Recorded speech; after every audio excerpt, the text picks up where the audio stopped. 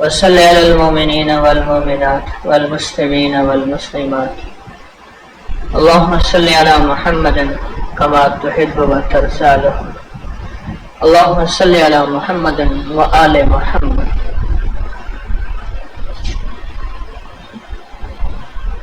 زندگی کا سفر جاری ہے، کٹ جائے گا، اور ایک یاد رکھیں گے، دو طرح کے سفر گزارنے ہیں، یا سسک کا سفر، ایسا سفر جس میں سسک نہ ہو، حسرتیں چاہتیں دل کے دل میں رہ گئیں، حسرتیں چاہتیں دل کے دل میں رہ گئیں. اور ایک وہ سفر ہو جس میں ساری حسرتیں پوری ہو جائیں، ساری چاہتیں پوری ہو جائیں.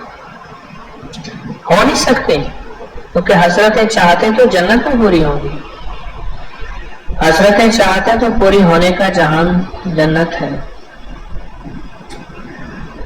پر زندگی کا وہ سفر لاجواب ہوگا.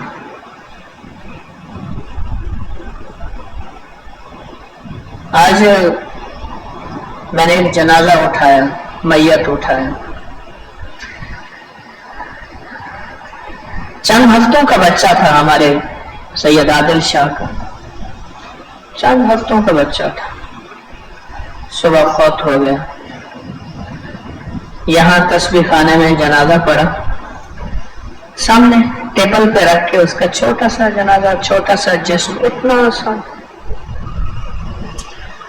تو میں نے یہاں سے لے کر تسبیح خانے کے دروازے تک اس چھوٹی سی میت کو لے کے چلا.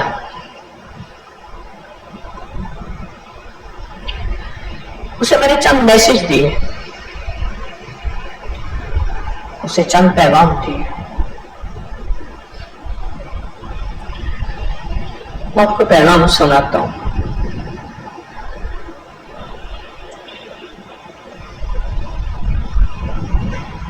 پہلے ایک واقعہ سنا دوں، پھر آپ کو اس پیغام کی سمجھ آئے گی. مالک بن دینار رحمۃ اللہ علیہ ایک اللہ والے تھے، لیکن اس زندگی سے پہلے اور زندگی تھی. جب شراب کا پیالہ ہاتھ میں لیتے تھے، چھوٹی سی بچی تھی جس سے انہیں بہت محبت تھی، بہت پیار تھا. وہ پیالے کو ہاتھ مارتی تھی، پیالہ گرا دیتے تھے. اسے اتنی محبت تھی کہ غصہ نہیں آتا تھا، اس سے اتنا پیار تھا کہ غصہ نہیں آتا تھا. اور وہ محبت اور پیار دل پہ چھایا ہوا تھا، وہ دل پہ راج کیے ہوئے تھے. زندگی کے جنگات ان محبتوں میں گزر گئے.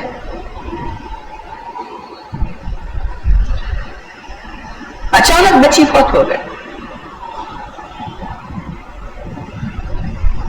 اور ان کو وہ غم ہوا کہ بس اس کی موت ان کی زندگی کی تبدیلی کا ذریعہ بن گئی، اور ان کی زندگی میں تبدیلی آ گئی. اور یہ اللہ کے ولی بنے، اور اتنے کہ کسی چیز پہ قسم اٹھا لیتے تھے اللہ سے، تو میرا اپنی کریم اپنی رحمت سے قسم کو پورا کر دیتا تھا. لوگ ان سے آ کے دعائیں کراتے تھے، اللہ سے یہ مانگتے تھے، اور میرا رب اپنی رحمت سے ساری مرادیں پوری کر دیتے تھے. انہوں نے خواب دیکھا، ایک انوکھا خواب دیکھا کہ اعلان ہو گیا ہے کہ قیامت آ گئی ہے. اور قیامت کا ایک منظر ہے، نفس نفسی یوم یفر المرء من اخیہ وامہ وابیہ وصاحبتہ وبنیہ لکل امرئ یومئذ شأن یغنیہ. بھائی نہ تو کام آئے گا نہ کوئی فرزند، عرصہ نہیں کھل جائے گا جب آنکھ ہوئی بند. وہ کام کرو جس سے خدا ہوئے رضامند، ہوشیار کے ہونا ہے تمہیں خاک کا پیوند۔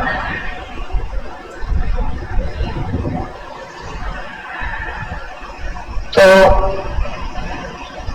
ایسی قیامت آئی، کہتے میں بھاگتا پھر رہا ہوں اور کوئی سمجھ نہیں آ رہی کہاں جاؤں، کچھ سمجھ نہیں آ رہی میں کہاں جاؤں۔ بھاگتے بھاگتے ایک آواز آئی، مسلمانوں کی اس طرف امانتیں ہیں، جن کی امانتیں ہیں وہ آ کے لے لیں۔ تو میں بھی گیا، دیکھا کہ چھوٹے چھوٹے گھر بنے ہوئے ہیں، خوبصورت سے جنت کا منظر ہے، اور کہتا ہے میرے پیچھے ایک بلا لگی ہوئی ہے اور وہ بلا میرا پیچھا کر رہی ہے اور میں بھاگ رہا ہوں۔ اور میں لوگوں سے کہتا ہوں لوگوں مجھے بچا لو، کوئی مجھے نہیں بچاتا۔ اسی خوف کی کیفیت میں آواز آئی، مسلمانوں کی امانتیں ہیں، جن کی امانتیں ہیں وہ آ کے لے لیں۔ آگے گیا تو ایک چھوٹے چھوٹے گھر ہیں اور اچانک اس میں سے بچے نکلنا شروع ہو گئے اور میری بچی دوڑتی دوڑتی میرے پاس آئی، وہ جو مر گئے تھے، مجھے زخم اور داغ دے گئے تھے، میری بچی دوڑتے دوڑتے میرے پاس آئی اور میں نے انگلی پکڑ لی، میں نے کہا بیٹی یہ بلا ہے، مجھے اس سے چھڑواؤ، مجھے کھا جائے گی، میں بھاگتا ہوں، میں جدھر دوڑتا ہوں یہ میرے پیچھے ہے، یہ میرا پیچھا نہیں چھوڑ رہی۔ اس نے ایسے ہاتھ کیا اور وہ بلا ختم ہو گئی اور میں نے بچی کو اٹھا لیا، چوما، میں نے کہا بیٹا یہ کون تھا؟ کہہ رہے بابا یہ آپ کے گناہ تھے اور جہنم کی طرف لے جانے کے لیے۔ کہنے کے راستے میں مجھے ایک کمزور سا بندہ ملا تھا، میں نے اس سے کہا تھا مجھے بچا لو۔ وہ کون تھا؟ بابا وہ آپ کی نیکیاں تھیں پر وہ کمزور تھیں، بلا طاقتور تھے، اور بیٹی تو نے مجھے بچا لیا۔ کہنے لگا بابا جن کے بچے چھوٹے سے مر جاتے ہیں وہ قیامت کے دن امانتیں ہوتی ہیں، وہ امانتیں سفارش کریں گے اللہ سے، وہ امانتیں انگلیوں پکڑیں گے اور اپنے والدین کو جنت میں جہاں خود جائیں گے وہاں ساتھ لے کر جائیں گے۔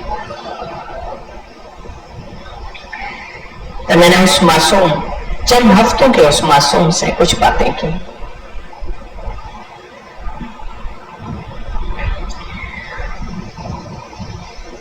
ابھی جان میں الفت بھرانا تھا، ابھی جان میں الفت بھرانا تھا، کہے دست ساکی چھلک پڑا، رہے دل کی دل میں حسرتیں، جو قضا نے آ کے مٹا دیا، میری بے کسی پہ راہ گزر، نہ تو چین اپنا خراب کر، تجھے کیا خبر کہ میں کون ہوں، تحقیق کس نے سنا کے۔ تو میں نے اسے پیغام دیا، میں نے کہا معصوم شہزادے اللہ کے پاس جا کے نہ میری سفارش کر دے۔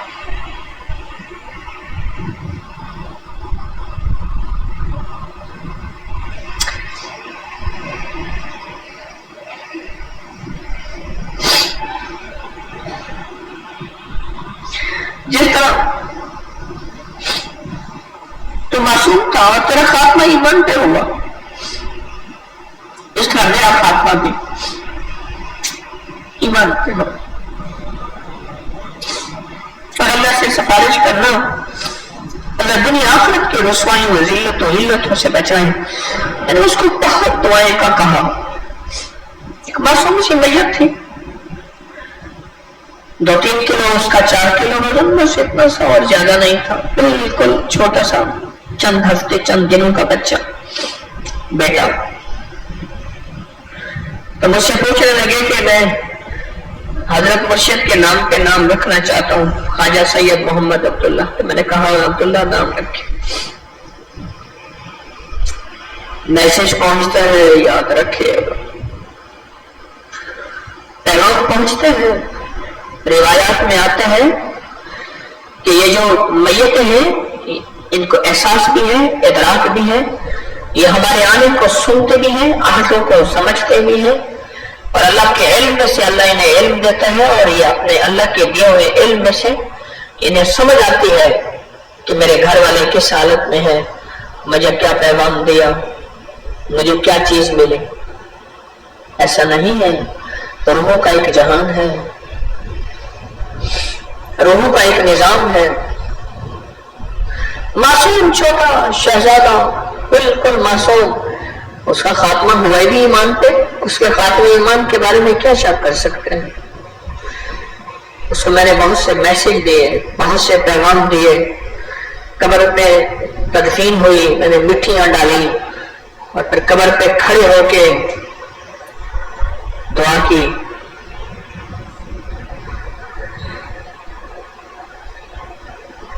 فرق اتنا ہے کہ اس نے 100 سال نہیں جینا تھا، 90 سال نہیں جینا تھا، چند دن جیا.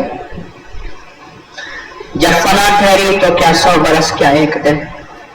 جب فنا ٹھہری تو کیا 100 برس، کیا ایک دن. یہ زندگی کا سفر اس طرح جاری رہے گا. لیکن ہم اگر اپنوں تک پیغام خیر کا پہنچاتے رہیں گے، روحوں تک خیر کا پیغام پہنچاتے رہیں گے، روحیں ہمارے لیے دعا کریں گے. یاد رکھیے گا، وہ ماں ہے، وہ باپ ہے، وہ بھائی ہے، وہ مرشد ہے، وہ مرشد کا مرشد، مرشد کا مرشد، بڑوں کے بڑے ہیں. روحیں دعا کرتی ہیں، روحیں متوجہ ہوتی ہیں، روحیں غم کرتی ہیں، روحیں فکر کرتی ہیں، روحیں درد لیتی ہیں، روحیں سوز غم لیتی ہیں، اور اللہ کے خزانوں سے عرض کرتی ہیں اور اللہ سے منواتی ہیں.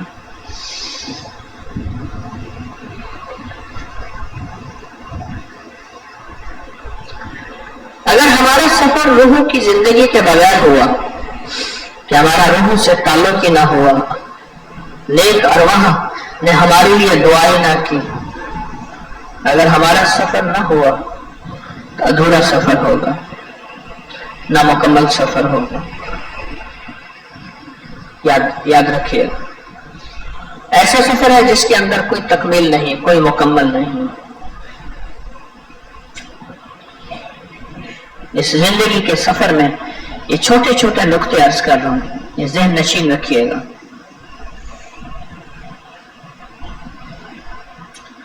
آپ جس کو پڑھ کے ہدیہ دیتے ہیں، جس کو پڑھ کے ہدیہ دیتے ہیں، وہ قرآن کا ہے، تلاوت کا ہے، تسبیح کا ہے، یا ایک بار کلمے کا ہے، یا ایک بار درود پاک کا ہے، جس کو پڑھ کے ہدیہ دیتے ہیں، جس کو پڑھ کے ہدیہ دیتے ہیں، ہدیہ پہنچتا ہے. میں پچھلے جمعے آپ کا ہدیہ مخدوم محمد ہاشم سنگھی رحمت اللہ علیہ ٹھٹھا میں جا کے دے آیا تھا. آپ کا ہدیہ پہنچایا میں نے.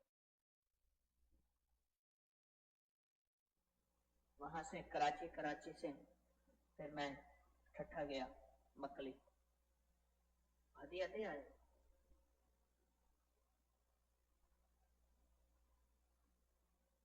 یہ عمل پرتاثیر ہے کہ اولا کر 3 دفعہ درود شریف پڑھیں، 1 دفعہ سورۃ فاتحہ بسم اللہ کے ساتھ، 3 دفعہ سورۃ قل ھو اللہ بسم اللہ کے ساتھ، اور ان کی روح کو ہدیہ کریں. اس عمل کے اندر طاقت ہے، تاثیر ہے.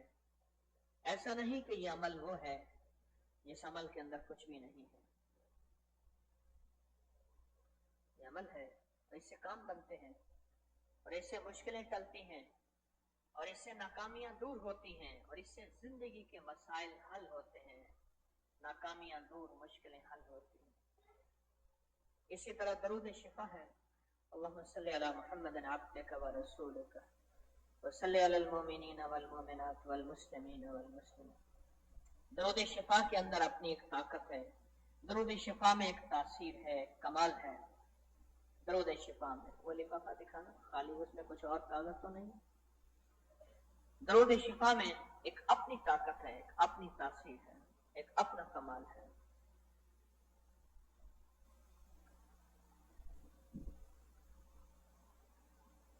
اپنی روحوں کو نا، اپنی روحوں کو ہدیہ دیں، اپنی روحوں کو ہدیہ دیں. ہمیں بھی اشد ضرورت ہے.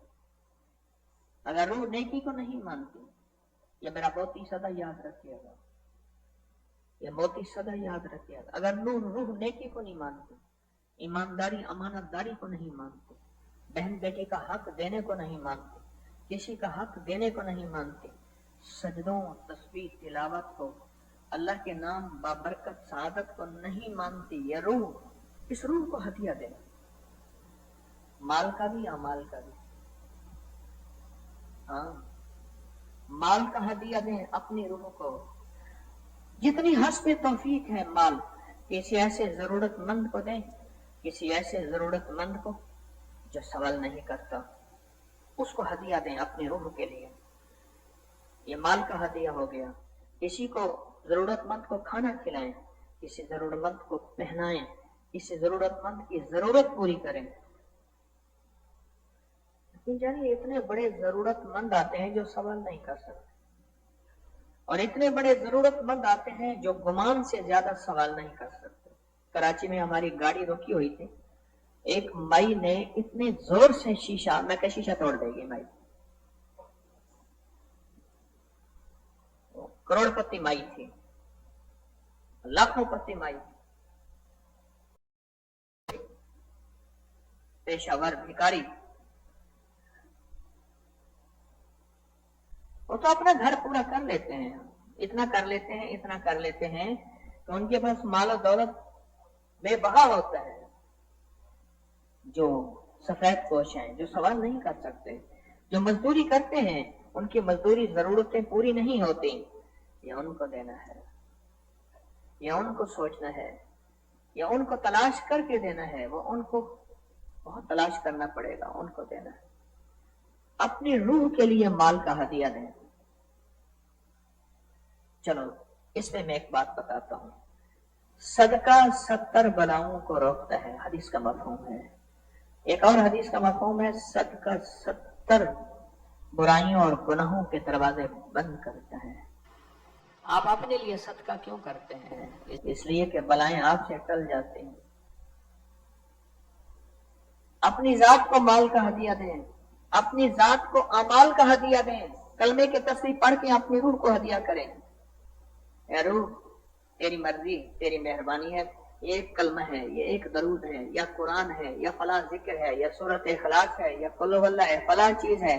اے روح، یہ تجھے ہدیہ دیا ہے، تیری مہربانی، تو مان جا، تو مان جا. چلو آپ کو پھر سمجھ نہیں آئی اور مجھے بھی نہ آئی تو میں ایک اور چیز سمجھاتا ہوں. مریض کو آپ کہتے ہیں کھا لے، کہہ رہا میرا دل نہیں کرتا. دل کھاتا ہے یا زبان منہ کھاتا ہے یا دل کھاتا ہے؟ وہ کہتا ہے میرا دل نہیں کرتا. اچھا تھوڑا سا کھا لیں، کہہ رہا میرا دل نہیں کر رہا، کہ میرا جانے کو دل نہیں کر رہا، میرا اٹھنے کو دل نہیں کر رہا، میرا سونے کو دل نہیں کر رہا، میرا کھانے پینے کو دل نہیں کر رہا. تو دل کپڑے پہنتا ہے، پہننے کو دل نہیں کر رہا. دل پانی پیتا ہے، دل کھانے کھاتا ہے، میرا دل نہیں کر رہا. اسی دل کو مال کا بھی ہدیہ دینا ہے کہ دل تو چاہ لے، دل تو چاہ لے. تیری چاہت سے میرا جسم چاہے گا، اگر دل تو نے نہ چاہا تو میرا جسم بھی نہیں چاہے گا. اسی دل کو منوانے کے لیے، جو دل کہتا ہے میرا دل نہیں کرتا، اسی دل کو منوانے کے لیے میری منت، میری درخواست، اور اس میرے موتی پہ غور کیجیے گا. اس دل کو منوانے کے لیے کہیں دل یہ تجھے ہدیہ ہے، چلو اب تیری مہربانی، منہ کھاوے تے آنکھ شرماوے، یہ تجھے اور ہدیہ دیتا ہوں. یہ مال کا ہدیہ ہے، یہ اعمال کا ہدیہ ہے، یہ تسبیح کا ہدیہ ہے، یہ ذکر کا ہدیہ ہے. تو مان جا، تو مان جائے گا. میری زندگی کی صدیاں بہترین، ہزاروں سال بہترین گزر جائیں گے. تو مان جا. اس دل کو منوائیں، اس دل کو منوائیں. یہ دل مانے گا تو بات بنے گی، اور دل اگر نہیں مانے گا بات نہیں بنے گی. یاد رکھیے گا. اپنی ذات کے لیے اپنی ذات کو ہدیہ دیں. ایک دفعہ قل ہو اللہ، 3 دفعہ قل ہو اللہ، ایک دفعہ کلمہ پڑھ کے اپنے آپ کو دے دیں. اپنے دل کو کہیں دل تجھے میں ہدیہ دیتا ہوں، روز تحفے بھیجتا ہوں تجھے، روز گفٹ دیتا ہوں، تو مان جا، اب تو مان جا، اب تو مان جا. اس دل کو منوائیں. اور دل جب مانے گا، دل جب مانے گا، دل جب مانے گا، پھر کیا ہوگا؟ میرے ساتھ گاڑی میں کراچی میں ایک صاحب بیٹھے ہوئے تھے، کہنے لگے میری اماں معذور تھی، والدہ معذور تھی، تو میں والدہ کو لے کے جو ہے وہ حج پہ گئے، مریض تھے، عمرے پہ گئے، تو والدہ نے کہا میں خود طواف کروں گی، مجھے اللہ ہمت دے گا. ہم نے روکا، بڑا کہا کہ نہیں میں خود طواف کروں گا. تو کہنے لگے کہ والدہ کو جو ہے ہم نے کہا ٹھیک ہے، ہم سامنے بیٹھے ہیں، ایک چکر پہ والدہ نظر آئیں، دوسرے پہ تیسرے پہ والدہ گم ہو گئے. اب پتہ نہیں والدہ کہیں گر گئیں، ہسپتال میں اٹھا کے لے گئے، ایمرجنسی میں لے گئے، کہاں لے گئے. اب ہم نے والدہ کو تلاش کرنا شروع کیا، مطاف میں تلاش کیا، جہاں طواف ہوتا ہے وہاں نہ ملی، حرم میں ادھر تلاش ادھر تلاش کرتے کرتے جب ہر طرف سے مایوس ہو گئے تو کہنے لگے نفل پڑھ کے جو میں، وہ بندہ کہنے لگا رویا، اتنا رویا کہ میں نے انوارات دیکھے، نور دیکھے، نور کی تجلیاں دیکھی، اور مجھے احساس ہوا کہ کوئی حضوری ہے، اور ایسی حضوری ہے کہ جس کو میں آج زندگی میں پہلی دفعہ میں نے اس حضوری کو پایا ہے. اتنی دعاؤں میں لذت، اتنی دعاؤں میں کیفیت، اور آنکھوں سے انوارات، نور، آنکھوں سے دیکھا جو آج تک کتابوں میں پڑھا تھا یا سنا تھا. گاڑی کے پیچھے وہ صاحب بیٹھے ہوئے تھے، مجھ سے کہنے لگے وہ حضوری پھر مل سکتی ہے؟ میں نے کہا کیسے؟ میں نے کہا اس کے لیے اماں کا گم ہونا ضروری ہے. کیوں؟ اماں جو گم ہوئی تھی اور وہ دل مستر تھا، دل مستر، دل مستر، بے چین دل، اور بے چین دل کی بے چینی سے مانگی جانے والی دعا، بے چینی سے مانگی جانے والی دعا،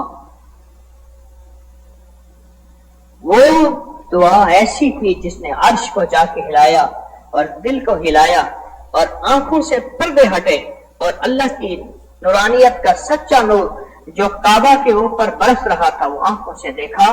لیکن اس کے لیے اماں کا گم ہونا ضروری ہے. یعنی کیا؟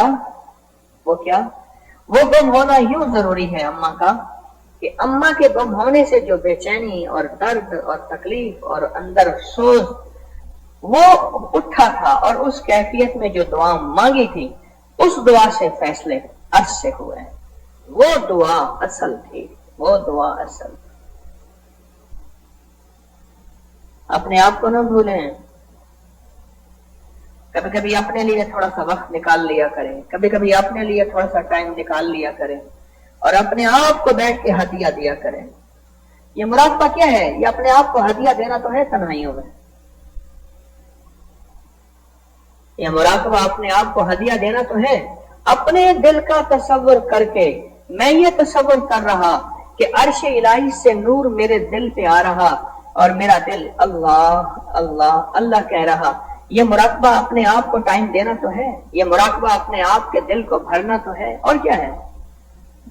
اس مراقبے میں تھوڑا سا وقت دیا کریں اور چلتے پھرتے اپنے آپ کو ہدیہ کیا کریں، اپنے آپ کو ہدیہ کیا کریں. مجھے ایک صاحب کہنے لگے گالیاں بہت دیتا ہوں. میں نے کہا زبان کو ہدیہ کرو، مال کا اور اعمال کا. زبان کو ہدیہ کرو. غیبت ہے زبان کو ہدیہ کرو، جھوٹ ہے زبان کو ہدیہ کرو. اس زبان کو سچ پہ لانا ہے، اس زبان پہ ذکر جاری کروانا ہے، درود جاری کروانا ہے. اس زبان کو ہدیہ کرو، پڑھ پڑھ کے کلمہ، درود، قرآن، تسبیح، نفل، اعمال، کوئی صدقہ، کوئی خیرات، کوئی کھانا، کسی کو پہنانا. کسی کی ضرورت پوری کرنا، اس زبان کو ہدیہ کر. جب اس زبان کو ہدیہ کرے گا یہ زبان بولے گی. ایک حاضری ہوئی، ایک جن آیا.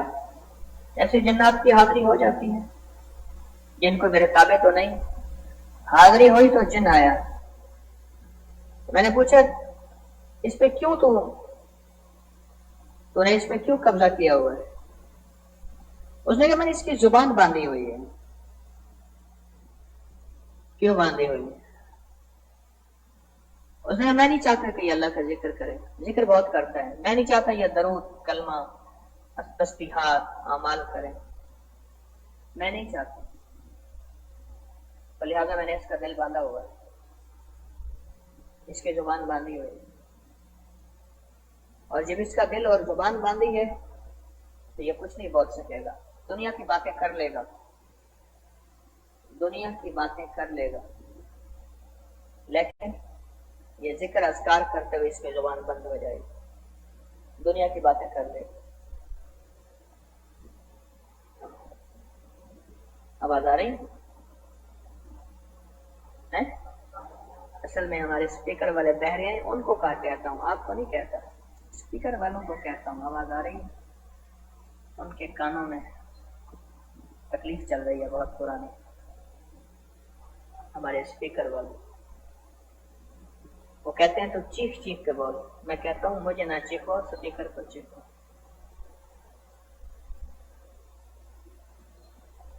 کیا بات کر رہا تھا؟ زبان باندھی ہوئی ہے، کہتے ہیں زبان باندھی ہوئی. جب کہتے ہیں زبان، دیکھیں اسپیکر والوں کے کان کھول گئے، دیکھیں سو رہے ہوتے ہیں. حالانکہ اسپیکر والے کا والیوم پہ ہاتھ ہوتا ہے. میرا والیوم بہت اونچا ہو تو وہ نیچا کر دے، میرے نیچے ہو تو اونچا کر دے. سو رہے ہوتے ہیں. ہمارے یہاں ایک قوم ہے جو تسبیح خانے کے ساتھ نسبت ہے، ان کی آنکھوں میں نیند ہے. ایک خاص قوم ہے، ان کی تسبیح خانے کے ساتھ نسبت ہے، ان کی آنکھوں میں نیند ہے. اللہ جانے کہاں کہاں سو جاتے ہوں گے، اللہ ہی جانے.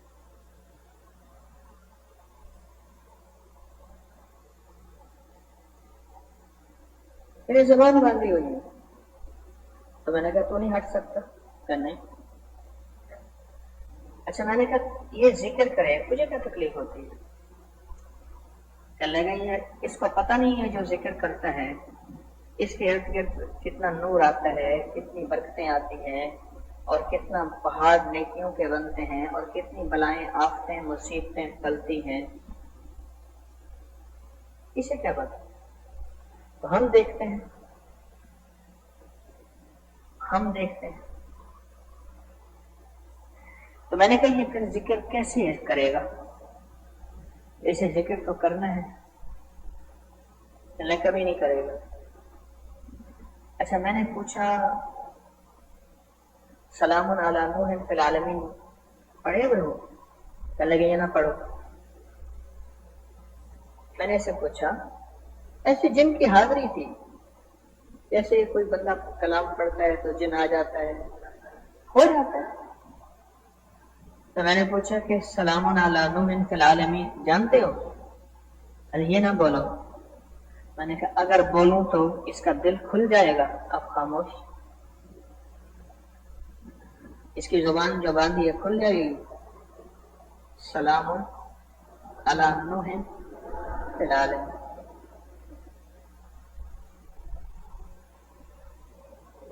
اب میں نے کہا اگر میں پڑھ پڑھ کے اس کی زبان پہ دم کروں تو کیا ہوگا پھر؟ اب خاموش، جواب نہیں دے. میں کہا ٹھیک ہے نہیں بولتے، میں پڑھنا شروع کرتا ہوں. میں نے سانس روک کے سلام علی نوح فی العالمین، یہ میں نے سانس روکا ہوا ہے. سلام علی نوح فی العالمین، سلام علی نوح فی العالمین، سلام علی نوح فی العالمین، سلام علی نوح فی العالمین، سلام علی نوح فی العالمین، سلام علی نوح فی العالمین. سانس روک کے نا اس پہ جب دم کیا تو دم چیخ نکلے.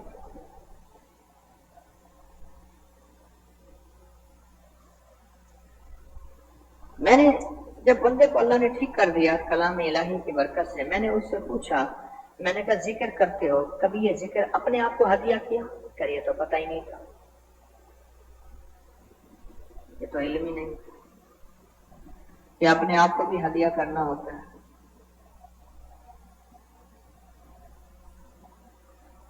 یہ حقیقت بتا رہا ہوں، یقین جانیے کہ اگر آپ اپنے آپ کو ہدیہ کریں، اپنے آپ کو ہدیہ کریں، اپنے دل کو ہدیہ، اپنی زبان کو ہدیہ، اپنے کانوں کو ہدیہ، اپنی آنکھوں کو ہدیہ کریں، تو اس کا جو سب سے زیادہ فائدہ ہوگا، آپ کو سب سے زیادہ فائدہ ہوگا وہ یہ ہوگا کہ آپ کا دل کرے گا، آپ کا دل کرے گا۔ ہمارے ایک دوست ہیں، وہ دو چیزیں نہیں کھا سکتے، اور کو دیکھتے ہی نا ایسی کڑھاہٹ ہوتی، ایک کیچپ ایک دہی، کیچپ ہوتا ہے اور ایک دہی، ان کو دیکھتے ہی ایسی طبیعت خراب ہوتی ہے۔ ہمارے امریکہ میں عرفان صاحب ہیں، انڈا کھائیں نا ان کا پیٹ میں مروڑ لگ جاتی ہے، ویسے بھی اکثر رہتی ہے، ان کے پیٹ میں مروڑ لگ جاتی ہے۔ انڈا صرف قاعدے سے دیکھیں، مجھے کہنے لگے اے بی سی والا قاعدہ ہے نا، اے بی سی والا قاعدہ، اس میں جو ای ایگ ہوتا ہے کیا ہوتا ہے؟ ای سے ایگ، کہنے لگے وہ قاعدے پہ اگر میں دیکھوں تو میرے پیٹ میں تکلیف ہوتی ہے دیکھنے سے۔ اپنی آنکھوں کو اتنا ہدیہ کریں کہ وہ اللہ کے غیر کو دیکھے تو تکلیف شروع ہو جائے، کیچپ کو دیکھے تو تکلیف، دہی کو دیکھے تو تکلیف، کیسی عجیب بات ہے۔ انہوں نے کہا کیچپ، ایک جگہ ہم گئے تو کہنے لگے میرے لیے اگر آپ نے برگر بنوانا ہے تو خیال کرنا کیچپ، اور ایک برگر کے ساتھ دوسرا برگر لگا تھا تو اس پہ ریسرچ ہو رہی تھی کہ اس پہ کوئی کیچپ کا ذرہ تو نہیں لگ گیا، حلال حرام کی پہچان ہو رہی تھی، جیسے حلال، حالانکہ حلال میں جیسے نا حلال حرام کی پہچان ہوتی ہے، کیچپ۔ اور وہ ہمارے دوست کہتے ہیں کہ کیچپ اور دہی کی طرف زیادہ دیر میں نہیں دیکھ سکتا، اور دوسرے دوست کا بارے میں بتایا کہ وہ کہتے ہیں میں انڈے کو دیکھوں تو میری پیٹ میں تکلیف ہو جاتی، انڈے کو صرف فوٹو دیکھوں، انڈے کا تصویر دیکھوں۔ جب اپنی روح کو ہدیہ دیں گے، اپنی روح کو ہدیہ دیں گے، اپنی روح کو ہدیہ دیں گے، تو پھر زندگی کا سفر ایسے ہوگا کہ ایسی چیزیں جس سے اللہ کے حبیب ناراض ہوتے ہیں، میرے کملی والے ناراض ہوتے ہیں، ان کو دیکھیں گے ایسی طبیعت میں گھبراہٹ، کراہٹ، اکتاہٹ، گھبراہٹ، کراہٹ، اکتاہٹ، کراہٹ، گھبراہٹ اور اکتاہٹ شروع ہو جائے گی۔ اب حیران ہیں۔ اور جب اپنے آپ کو ہدیہ دیں گے ذکر کا، اذکار کا، اعمال کا، یہ میں آپ کو ایک خط سناتا ہوں، مجھے اچھا لگا یہ خط، تو میں نے کہا آپ کو بھی سناؤں یہ خط۔ انہوں نے خط میں لکھا کہ سورۃ کوثر میں نے 7 کروڑ پڑھی ہے، کتنی؟ کون مانے گا؟ اچھا چلو ایک بات بتاؤں، افسانہ بیان کروں تو میں اپنا بیان کروں کہ میں نے اتنے چلے کاٹے، اتنے وظیفے کیے۔ مہمان آیا بیٹھا تھا، اس نے کہا میرے وہ 7ویں حج والی سرائی نہیں، اس میں سے اس کو پانی پلا، یعنی میں نے 7 حج کے کیے، میرا جو وہ 7ویں حج والی جو سرائی ہے اس میں سے پانی پلا اس کو۔ تو ایک صاحب کھڑے تھے نماز پڑھ رہے تھے، تو 7 بندہ بیٹھا ان کی تعریف کر رہا تھا کہ انہوں نے یہ بھی عمل ہے، بہت نیکی ہے۔ نماز میں کہنے لگے اس کو کہے میں نے حج بھی کیا، کسی کی بات نہیں، ایسی بات بنی ہوئی ہے۔ اتنا میں اپنی کہانیاں بیان کروں، میں اس لیے عرض کر رہا ہوں کہ اپنے دل کو ہدیہ دیں، اپنی زبان کو ہدیہ دیں، مال کا بھی اور اعمال کا۔ مکلی میں بادشاہوں کی قبروں میں کے سامنے سے گزرا میں، لوگ فوٹو کھینچ رہے تھے، اور اولیاء اللہ، اللہ کے ولیوں کے مزارات اور قبروں کے سامنے سے گزرا یا وہاں گیا تو لوگ پڑھ کے ہدیہ دے رہے تھے، کیوں؟ جو یہاں چھوڑ کے جائیں گے وہاں وہی ملے گا۔ جو یہاں چھوڑ کے جائیں گے تو وہاں پھر بندے بھی اسی قسم کے اللہ بھیجے گا، کہیں گے جاؤ جاؤ وہاں جا کے نا ان کو ہدیہ دے آؤ۔ بعض اللہ والوں کے مزارات پہ آپ جائیں، کوئی قرآن پڑھ رہا، کوئی تسبیح پڑھ رہا، کوئی کلمہ پڑھ رہا، کوئی ذکر کر رہا، پڑھ پڑھ کے ان کو ہدیہ کر رہا۔ جب دل کی دنیا کھلے گی، اپنی زبان کھلے گی اور دل کی آوازیں کھلیں گی، دل کی آواز۔ میرے پاس ایک صاحب آتے تھے، ایک گویے کے بارے میں، ان کو گویوں کا شوق تھا، کہنے لگے وہ فلاں جو گویا تھا کہ حضرت صاحب کوئی بندہ میں کہ کی میں کیوں تھا صاحب ہوں بندہ راگ جو چھکیندا سمجھ آئی، راگ جو کھینچتا تھا تو بندہ کوئی انسان تھا، اتنی بڑی راگ، اتنی بڑی اس کی بڑی سانس تھی، تو اس نے اس سانس کے لیے مشق کی تھی۔ جب ذکر کی دنیا دل پہ کھلتی ہے، پھر میں اگر کہوں کہ اس نے لکھا میں نے سورت کوثر 7 کروڑ پڑھی ہے، کون مانے گا؟ ایک صاحب مجھ سے بیعت ہوئے، بیعت ہوتے میں نے کہا 3 تسبیحاں پڑھ لیا کریں، ایک تسبیح درود شریف کی، ایک تیسرے کلمے کی، ایک استغفار کی۔ کہنے لگے حضرت یہ تو میں نہیں کر سکوں گا۔ میں نے کہا اللہ پاک کرے گا، آپ کوشش تو کریں، اللہ سے دل کا کھولنا مانگے، اللہ سے مانگے اللہ دل کھول دے، توجہات کی برکت سے، اللہ کی رحمت سے پہلے دل اللہ کھول دے گا۔ میں نے باتیں کی، اور وہی تھے جنہوں نے اربوں سورت اخلاص پڑھی، کلمہ پڑھا، درود پڑھا اور یہ ذکر کیا، اربوں کروڑوں۔ کوئی نہیں مانے گا، کوئی نہیں مانے گا۔ آپ میں سے کتنے بے شمار ایسے ہیں جو کہتے ہیں ہم نے سوچا نہیں تھا کہ ہم بھی اتنا ذکر کر سکیں گے۔ آپ میں سے کتنے بے شمار بیٹھے ہوں گے ہم نے سوچا تھا ہم بھی اتنی تسبیح پڑھ لیں گے، ہم نے سوچا تھا کہ ہم بھی اتنی تلاوت، اتنے سجدے اور اتنا اللہ کی مخلوق کی خدمت خیر خواہی اور پتہ نہیں کیا کچھ ہم چاہ لیں گے، ہم نے تو کبھی سوچا ہی نہیں تھا۔ کتنے بے شمار آپ میں سے بیٹھے ہوں گے۔ تو پہلی زندگی میں کیا زندگی تھی اور موجودہ زندگی میں کیا زندگی ہے؟ ایسی ہی ہم بھی، یہ شوق کے لیے میں پڑھا رہا ہوں خط، اور میرے پاس اس سے بھی بڑے بڑے کلندر ہیں، میرے پاس کروڑوں والے بھی ہیں، اربوں والے بھی ہیں، لاکھوں والے بھی ہیں۔ سورۃ کوثر 7 کرو، کلمہ 10 لاکھ رمضان میں، گزشتہ رمضان میں یہ جو بھی رمضان گزرا اس میں 10 لاکھ پڑھا، پھر کلمہ اور پڑھا 17 لاکھ 27 لاکھ، پھر نفل پڑھے 3122 نفل، پھر صلاۃ و تسبیح پڑھی 250 مرتبہ، سورۃ اخلاص لاکھ صبح شام، پھر 2 تسبیح، اصحاب کہف کے نام 78,078، درود ابراہیمی 78,250،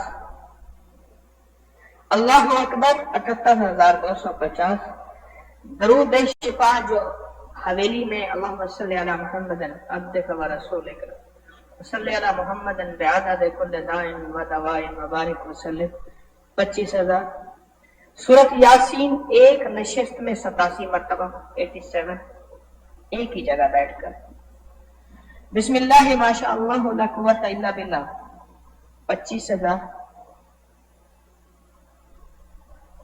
یا حافظ یا سلام 25,000، حامیم لا ینصرون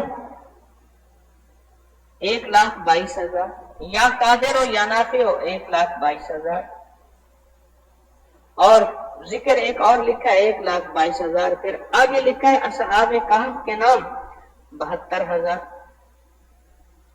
جمعہ کا روز آیت الکرسی جمعے کے دن عصر سے مغرب کے درمیان 70 بار، موتی مسجد کے نفل 780 بار، سورۃ یاسین والے نفل 780 جس میں 2 رکعت نماز نفل، اور اس کے بعد سورۃ یاسین 3 دفعہ پڑھیں، جو اللہ سے منوا لے، وہ کتنی دفعہ پڑھے؟ 780 بار، سورۃ قریش 40 लाख दफा।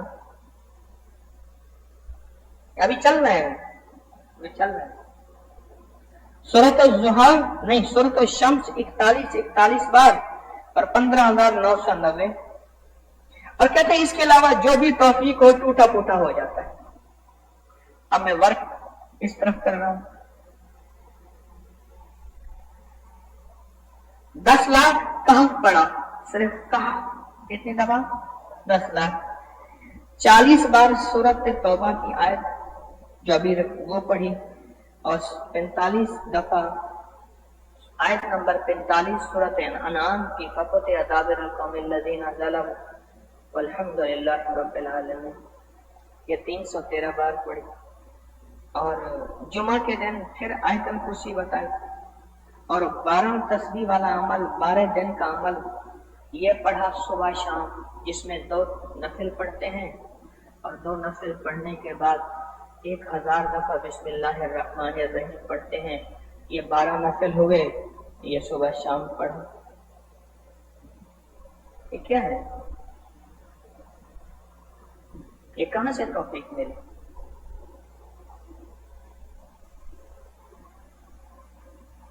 ये कहां से मिला?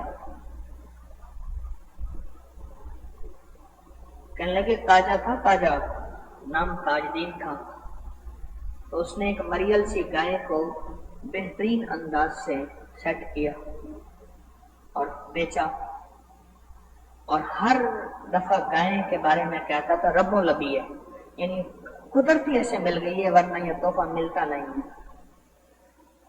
किराड़ से, हिंदू से उसने सौदा किया। हिंदू को कहने लगा मैं करता हूं, मेरे मुंह में जितने चांदी के सिक्के आए डाल दे गाय तेरी। उसने मुंह ऐसे गौर से देखा, समझदार था बनिया, उसने मुंह में कितने आएंगे।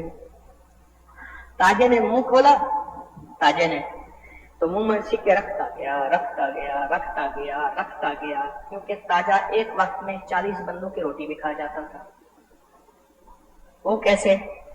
वो ऐसे कि ये ना गांव देहात में एक लफ्ज इस्तेमाल होता है विंगार, यानी मेरा काम है तो सारा गांव जमा होके आ गया, काम किया, फिर आपका है तो फिर सारा गांव, तो वो बंदा रोटी भी खिलाता है। तो रोटी आ गई, सब काम कर रहे थे। ताजे ने कहा, जिसकी खिदमत हो रही थी, जिसका काम हो रहा था, कि मैं थोड़े से 2 लुक़्मे खा लूं। उन्होंने कहा खा ले। ताजा 40 बंदों की रोटी खा, फिर काम करना शुरू कर दिया। बंदे जो गए रोटी नहीं है, थोड़ी बची कुची है, बाकी नहीं है। उन्होंने कहा रोटी तो आई थी। तो उसने कहा वो ताजा आया था। उसने कहा जालिम तुझे किसने कहा था तो ताजे को पहले भेज। ये मिसालें आपके पास भी हैं, मेरे पास भी हैं। ज्यादा खाने की मिसालें देखी भी हैं, सुनी भी हैं, तो फिर ज्यादा पढ़ने की मिसालें हमें समझ क्यों नहीं आती? आपके पास हैं।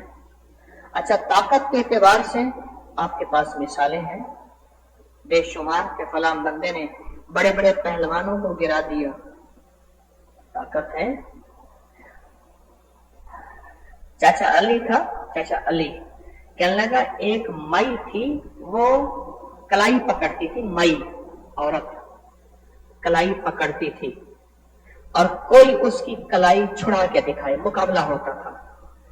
जैसे दंगल होता था ना, बड़े बड़े पहलवानों के ऐसे मजमे होते थे। मेरे वालिद साहब रहमतुल्लाह अलैह के जानने वाले थे। कहने लगे मैं बीमार हो गया, दो माइयां आई, एक दूसरे को कहने लगी बचदानी। कहने लगे मैं बच गया पर ना बच सका, आखिर मौत। तो उन्होंने मुझे बताया वो उनका वाकया जो मुझे टीकर सिंह का वाकया सुनाते थे। तो कहने लगे कि माई थी जो कलाई पकड़ती थी, छोटे से कद की थी, इतनी सी मुख्तसर जिस्म था। कोई माई का लाल उसके कलाई छुड़वा दे, और कई लोगों की कलाई की हड्डी उसने तोड़ दी थी छुड़ाते छुड़ाते। कहने लगे मैंने आंखों से देखा, एक ताकतवर आदमी था, वो कलाई ऐसे उठाई तो माई लटक रही थी, माई ऐसे लटक रही थी। माई ने कलाई ना छोड़ी, उन्होंने कहा छुड़वा के दिखा। یہ پہلے مقابلے ہوتے تھے کلائی پکڑنے کی، بازو پکڑنے کا مقابلہ ہوتا تھا، مائی نے بازو میں چھوٹا. یہ واقعات دل کو لگتے ہیں، ٹھیک، مکے بازی، مکے مار کے، ریسلنگ کر کے، یہ واقعات دل کو لگتے ہیں. اما نے کہا جا کے فلاں خالہ کے گھر، ماسی کے گھر یہ چیز دیا. میں گیا تو ان کے گھر ٹی وی لگا ہوا تھا اور نیا ٹی وی آیا تھا، تو وہ ریسلنگ ہو رہی تھی. تو اس ماسی کا نام تھا ماسی ایدو. عید کے دن پیدا ہوئی ہوگی، انہوں نے ایدو رکھ دیا. بوڑھی تھی، کہنے لگے وے تارکا چھڑوا دے. آپس میں مار رہے تھے نا، ایک دوسرے کو مار رہے تھے، وے تارکا وے چھڑوا دے، وے مر جائیں گے چھڑوا دے. میں کہ اماں یہ ٹی وی کے اندر ہے ماسی، میں کیسے چھڑوا دوں؟ وے تارکا چھڑوا دے، وے تارکا چھڑوا دے. یہ ساری چیزیں دل کو لگتی ہیں. اگر یہ دل کو کیوں لگتی؟ کیوں؟ وہ رواج میں ہے، اتنا پڑھنا رواج میں نہیں ہے. یاد رکھیے. جس بیٹی کے بارے میں کہتے ہیں نا کہ حضرت دعا فرمائیں، یہ بیٹی کی شادی ہو رہی ہے، میں اسے ایک نصیحت ضرور کرتا ہوں، سسرال میں جا کے زیادہ دیر مصلی میں نہ بیٹھنا، زیادہ دیر تلاوت نہ کرنا، اگر ذکر نہ کرنا تو ہونٹ نہ ہلیں، کیونکہ میرے پاس اس پہ طلاقیں بھی ہوتی ہوئی ہیں، اس پہ جھگڑے بھی ہوئے ہیں، اس پہ گھروں میں. کیوں؟ اتنی دیر مصلی پہ بیٹھی ہمارے اوپر جادو کر رہی ہے، اتنی دیر تسبیح قرآن پڑھ رہی ہے، کچھ عمل کر رہی ہے، سارا دن اس کے ہونٹ ہلتے ہیں، دیکھو ہمارا فلاں نقصان ہو گیا، اس کی وجہ سے ہوا. کیوں؟ ڈریسنگ میں گھنٹوں، ڈریسنگ میں سنگھار کے لیے گھنٹوں کھڑا ہونا، کچن میں کھانے کے لیے گھنٹوں کھڑا ہونا، ساری چیزوں میں گھنٹوں. یہ رواج میں ہے. اور کون سی چیز رواج میں نہیں؟ مصلی پہ اور تسبیح پہ گھنٹوں بیٹھنا رواج میں نہیں. اب بولے میں کیا کروں؟ رواج میں نہیں. اس لیے میں ان کو کہتا ہوں، نصیحت کرتا ہوں، میں کہہ رہا ہوں اپنی بیٹی کو کہیں یہ زیادہ دیر مصلی پہ نہ بیٹھے. کیوں؟ تسبیح خانے کی نسبت سے اسے تسبیح مصلی ملا ہے. زیادہ زبان نہ ہلے اور زیادہ دیر قرآن نہ پڑھے. جب گھر والوں کا ماحول اپنے موافق بنا لے پھر ان کو بھی بٹھائے اور خود بھی بیٹھے. میری بات سمجھ رہے ہیں؟ گھر والوں کا ماحول موافق بنا لے پھر بیٹھے. اتنا کھانا سمجھ آتا ہے. وزن اٹھانے والے اتنے لوگ، اتنی کہانیاں کہ اتنا وزن اٹھاتے ہیں، یہ سمجھ آتا ہے. پکڑائی، پکڑ، ریس اور بھاگنے والے اتنی سپیڈ سے سمجھ آتے ہیں، اتنے عمل والے سمجھ کیوں نہیں آتے؟ رواج سے یہ بات چلی گئی ہے، رواج سے چلی گئی کہ اتنا ذکر بھی ہو سکتا ہے، اتنی تسبیح بھی ہو سکتی ہے، اتنا اللہ کا نام بھی لیا جا سکتا ہے، اور اتنا کلمہ بھی پڑھا جا سکتا ہے، اور کروڑوں ذکر کیا جا سکتا ہے، اور سورت کوثر 7 کروڑ پڑھی جا سکتی ہے. رواج میں نہیں ہے. ایک اور دوسرا، اپنے دل کو ہدیہ نہیں کیا، اپنے من کو ہدیہ نہیں کیا، اپنی زبان کو ہدیہ نہیں کیا. اعمال کا اور مال کا جب ہدیہ کریں گے پھر یہ دل کھلے گا اور یہ دل بولے گا، کھلے گا اور بولے گا خود بخود.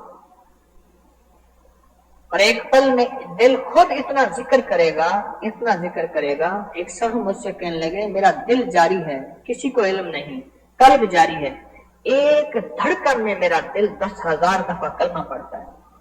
کس کو سمجھ آئے گی؟ ہاں، یہ سمجھ آ جائے گی کہ روشنی کی رفتار 1,86,000 میل فی سیکنڈ ہے. ہاں، یہ نیوٹن کا قانون ہے، یہ آئنسٹائن کا ہے، یہ فلاں انگریز کا ہے، یہ فلاں سائنس کا ہے. یہ سمجھ آئے گی کیونکہ یہ بول رواج میں، یہ پڑھنا رواج میں، یہ سننا رواج میں، اس کتاب کو دیکھنا رواج میں، اس کے لیے سکول کے سلیبس پڑھنا، پیسے دینا رواج میں. اور ایک دل کی دھڑکن پہ 10,000 دفعہ کلمہ پڑھا جائے، کیسے سمجھ آئے گا؟ میں اپنی باتیں نہیں بتا رہا، میں لوگوں کی باتیں بتا رہا ہوں. اللہ مجھے اور آپ کو یہ کیفیت نصیب کر دے، یہ کیفیت نصیب کر دے، قسمت والے کو مل جائے۔ اس کے لیے اپنے دل کو ٹارگٹ بنائیں، دل زندہ تو نہ مر جانا، کہ زندگی تعبیر ہے تیرے جینے سے۔ آج مجھے ٹیلی فون کا پروگرام چلتا ہے ٹی وی کا، اس میں ایک صاحب نے عجیب بات بتائی، آسٹریلیا سے کال تھی، تو میں ان سے پتہ نہیں میرے خیال میں 15 منٹ بات کرتا رہا، اور میں نے کہا میرا دل نہیں چاہتا آپ سے بات ختم کرنے کو، ٹائم ختم ہو گیا اور دعا کا وقت ہو گیا، میں ان سے بات کرتا رہا۔ کہنے لگے کہ جو یہ بیٹری والا عمل ہے، بیٹری والا عمل میں 21 دفعہ صبح شام پڑھتا ہوں، اور میں اتنا نیک ہو گیا ہوں، اتنی مجھے عبادت ملی ہے، اور اتنا میں گناہوں سے بچا ہوں، اور اتنا نیک ہو گیا ہوں۔ گمان سے بالا تر آسٹریلیا کا بندہ مجھے بتا رہا ہے کہ صرف 21 بار صبح اور 21 بار شام میں بیٹی کا عمل کرتا ہوں، اور بیٹی کیا ہے؟ اعوذ باللہ من الشیطان الرجیم، بسم اللہ الرحمن الرحیم، لا حول ولا قوت الا باللہ العلی العظیم۔ یہ ایک دفعہ بنا، اس طرح کہتا ہے میں 21 بار صبح شام پڑھتا ہوں۔ مجھے کہنے لگے کہ دعا کریں، یہ وظائف مجھے بتائے، میری زندگی میں میرے ساتھ چلیں۔ میں نے کہا میرا حصہ کمیشن رکھ۔ میں نے کہا پیروں کے بارے میں سنا ہے، خالی ہاتھ جاؤ گے تو خالی ہاتھ آؤ گے، بڑے ہاتھ جاؤ گے تو بڑے ہاتھ آؤ گے۔ ایک ہے مال کا ہدیہ، ایک ہے اعمال کا ہدیہ۔ مال کا ہدیہ رواج میں ہے، اعمال کا ہدیہ رواج میں نہیں ہے، نیکیوں کا ہدیہ۔ ایک بزرگ تھے یہاں، میاں شیر محمد صاحب رحمۃ اللہ علیہ، 1929 میں ان کا وصال ہے۔ دور سے ایک بندہ آ رہا تھا، اور اس بندے کو دیکھ کے کہنے لگے واہ واہ، آج تو بہت بڑا آدمی آ رہا ہے، میرے پاس بہت بڑا تحفہ لا رہا ہے، اور بہت بڑا گفٹ اور ہدیہ لا رہا ہے۔ ایک بندہ آ رہا ہے میرے پاس، لوگ آئے، لوگ ہٹ گئے، بھی بندہ آ رہا ہے، کوئی تحفہ لا رہا ہے۔ ایک سادہ سا آدمی آیا، آ کے محفل کے آخر میں بیٹھ گیا، انہوں نے اشارہ کیا آگے آ کے بیٹھو، اور پھر ایسے جھولی پھیلا دی، کہنے لگا ڈال دو۔ وہ چپ کر کے ایسے سر جھکا کے بیٹھ گیا، تو شیخ نے جھولی کو سمیٹ لیا، سمیٹ کے اور جھولی کو دل سے لگا لیا۔ اب یہ سارے دیکھ رہے ہیں کہ یہ کیا ہے؟ حضرت میاں شیر محمد صاحب رحمۃ اللہ علیہ کیا کر رہے ہیں؟ سمجھ تو نہیں آ رہے۔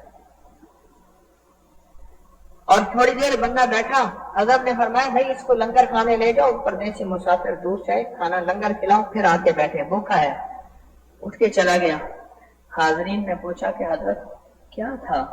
فرمایا وہ اعمال کا بہت بڑا ہدیہ لے کے آیا تھا، لاکھوں درود، لاکھوں کلمہ، فلاں فلاں، بہت بڑا تحفہ لے کے آیا تھا۔ اس نے کہا تھا کہ اپنے مرشد کو جا کے یہ ہدیہ دوں گا، تو دور سے میں نے دیکھا، میں نے کہا بڑا مالدار آدمی آ رہا ہے، بڑا طاقتور ہدیہ لا رہا ہے، تو میں نے جھولی پھیلائی، اس نے ہدیہ دیا، میں نے ہدیہ سینے سے لگایا، تو مجھے خیال آیا کہ اتنا بڑا ہدیہ دیا تو اس کو کھانا بھی تو کھلانا چاہیے، لنگر میں جا کے پہلے کھانا کھائے۔ یہ ہدیوں کا رواج تھا بڑوں کے ہاں، یہ ہدیوں کا رواج تھا، اعمال کے ہدیوں کا رواج۔ مال کا ہدیہ بھی جائز ہے، دے سکتے ہیں، ہدیہ دینا سنت ہے میرے آقا کا، میں اس سے کہاں انکار کر سکتا ہوں۔ اور میں ہدیہ دینے سے محبت بڑھتی ہے، سلام کرنے سے محبت بڑھتی ہے، محفل میں جگہ بنانے سے، کسی کے لیے جگہ بنانے سے محبت بڑھتی ہے، بڑھتی ہے، بڑھتی ہے۔ یہ ہدیہ ہے، لازم ہے، لیکن جو رواج میں نہیں، میں اس کا تذکرہ لازم کر رہا ہوں۔ جو چیز رواج میں نہیں ہے تو اپنے آپ کو تو ہدیہ دیں اور دوسروں کو بھی ہدیہ دیں، کام بن جاتے ہیں۔ آپ چاہتے ہیں کہ کروڑوں درود، کروڑوں کلمہ، کروڑوں کوثر، کروڑوں اخلاص، کروڑوں کروڑوں کروڑوں چاہتے ہیں؟ کیا خیال ہے؟ اچھا پتہ نہیں، کیا پتہ ہمارے مرنے کے بعد دروازے بند ہو جائیں، ہمیں کوئی یاد ہی نہ کرے، ہمیں کوئی یاد ہی نہ کرے۔ اماں ابا کے مزار پہ جاتا ہوں تو وہاں سے واپسی پہ آتا ہوں تو پرانی پتلی اینٹ کی کچھ قبریں ہیں اینٹیں ہی گھل گئی ہیں، لال لال سرخی بنی ہوئی ہے، اینٹیں ہی گھل گئی ہیں. یہ پرانی اینٹیں جو شاہی قلعے پہ لگی ہیں، جنہیں نانک شاہی اینٹیں کہتے ہیں، اینٹیں ہی گھل گئی ہیں.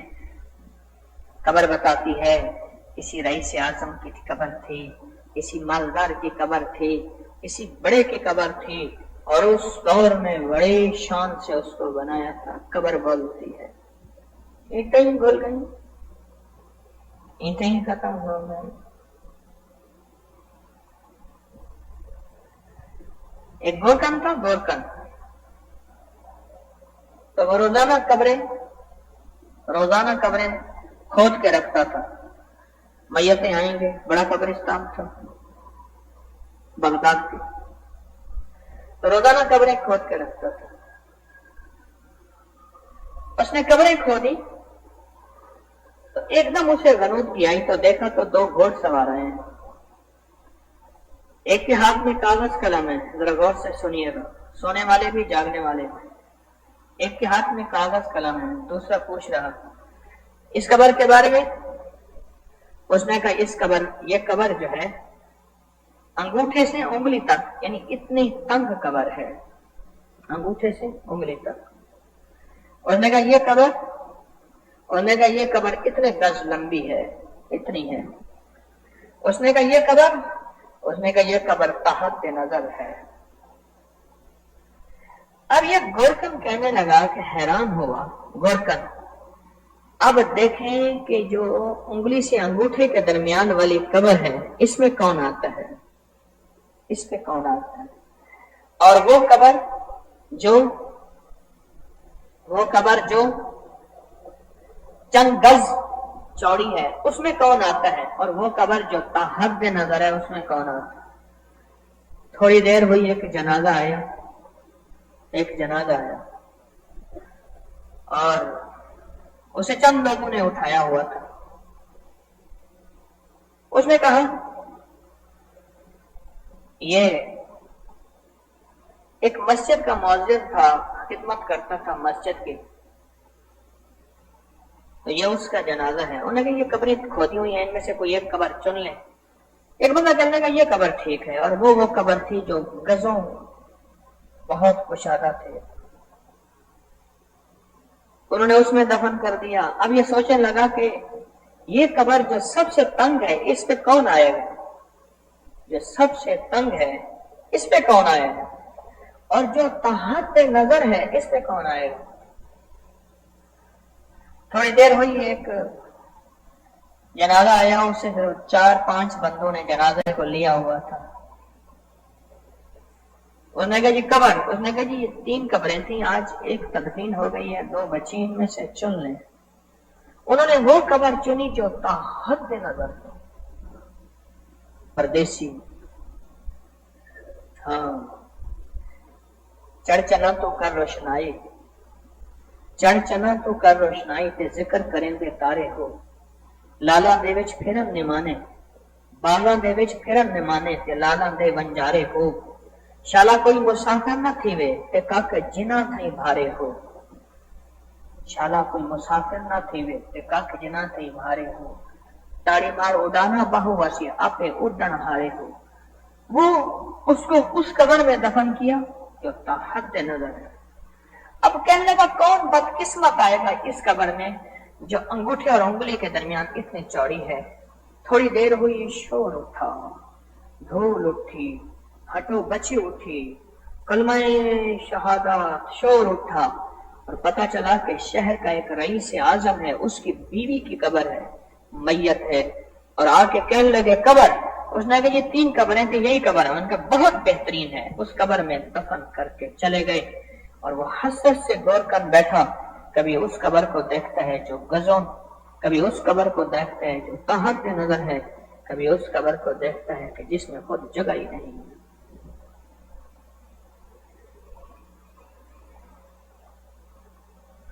اپنے آپ کو کیوں بھولتے ہیں؟ اپنی روح کو منت کریں، مال اور اعمال کا ہدیہ دے کر. میری درخواست ہے اپنی روح کی منت کریں.